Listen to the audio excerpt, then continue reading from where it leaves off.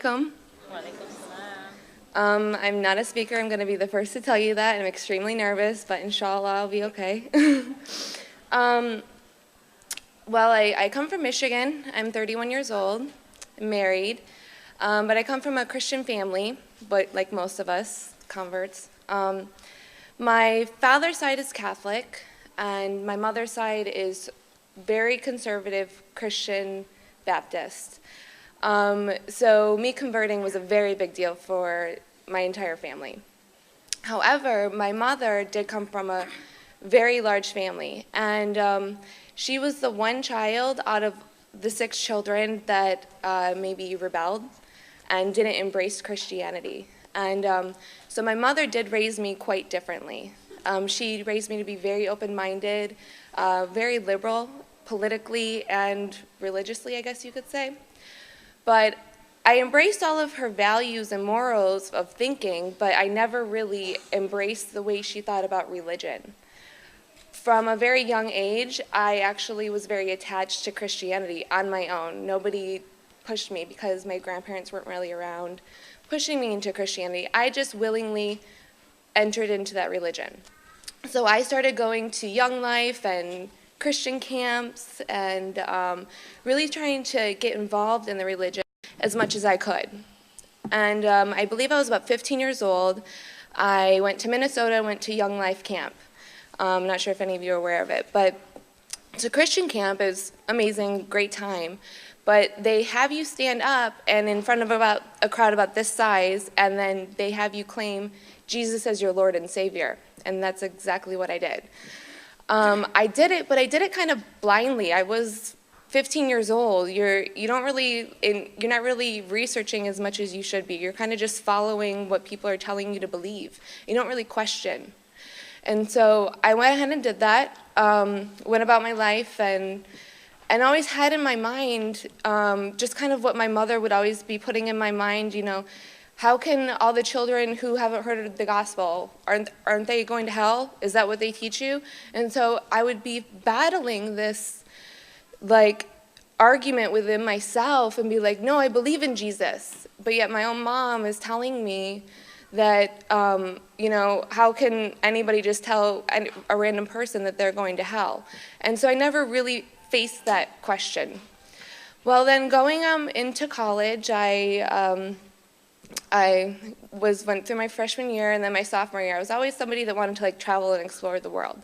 Well, I met some Muslim friends, and some were from Morocco. A friend of mine had the son or the grandson of the American Language Center director in Tangier, Morocco, and they were like, there's this opportunity, do you want to go teach English? I was like, yes, definitely. Well, I went there, and alhamdulillah, I was able to live with a Moroccan family.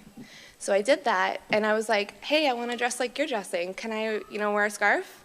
So she'd give me a scarf. I wore a scarf. And then I was like, what do you call that? And there'd be an abaya. So then I wore an abaya. So for 3 months, I would wake up pre-fajr. I had no idea what I was doing. And I would put my hijab on. I had no idea why. But I would just do it. And I was excited. I was like, oh, it's a new dress. So I went about my time. I had fun in Morocco. It was an awesome experience. But I never questioned anything they did. Because they spoke Arabic, I spoke English. And so I started learning a little bit of Moroccan Arabic, but you can't communicate. So, awesome experience. Came home, went about, my life. I graduated college. I then worked at a bank. Here's where the irony comes in. So even though I lived in a Muslim country, I still had no idea about Islam. I had no idea. But yeah, I worked at a bank, and I was dealing with interest on a day-to-day basis, and something told me to quit. Something within me was like, this is not right, I'm not supposed to be doing this. I obviously now I know what it was, but at the time I could not explain it. And I just knew I was not doing what I was supposed to be doing. I was on the wrong path. So I've always wanted to be a photographer. I needed to be in a creative field. So I quit everything, dropped everything, and I moved to Florida and went to photography school.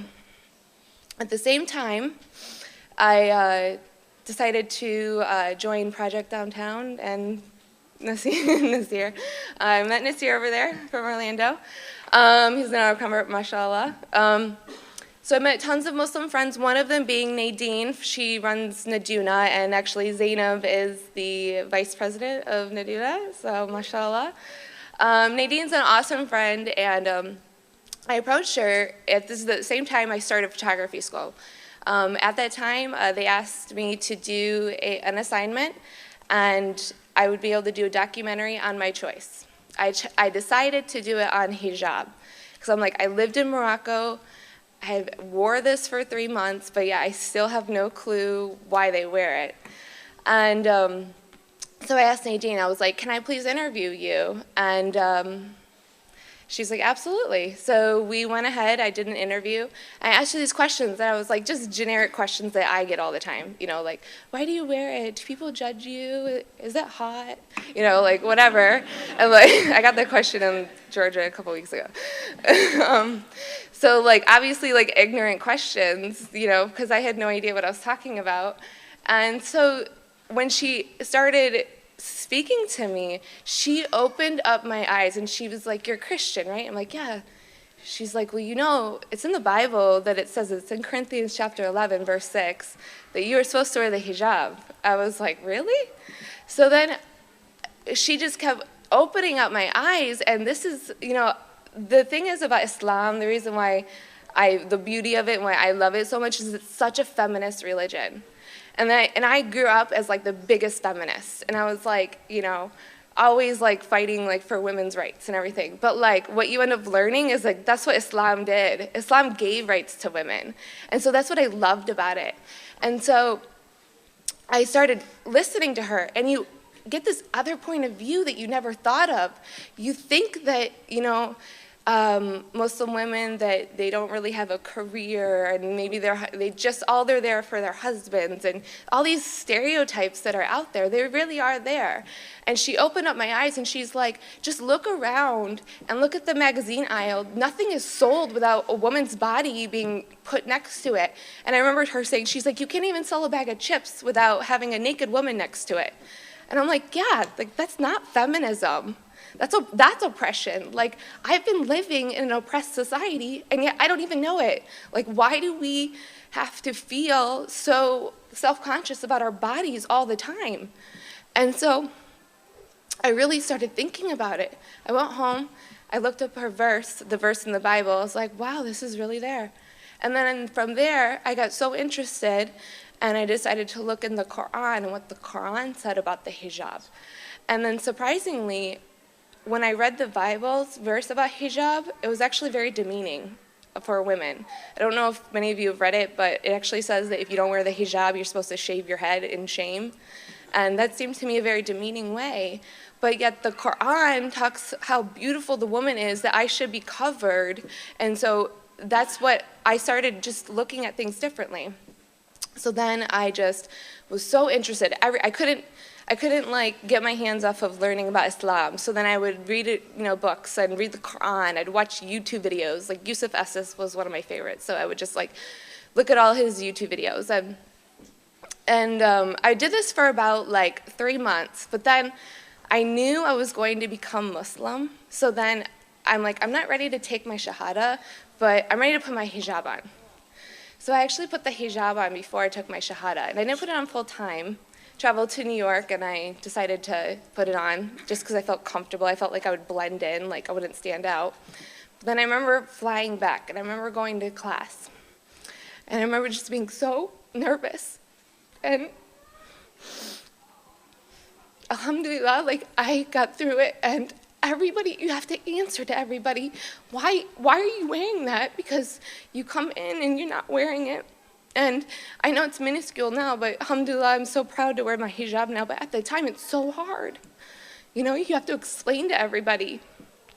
And I did it, but it took so much strength.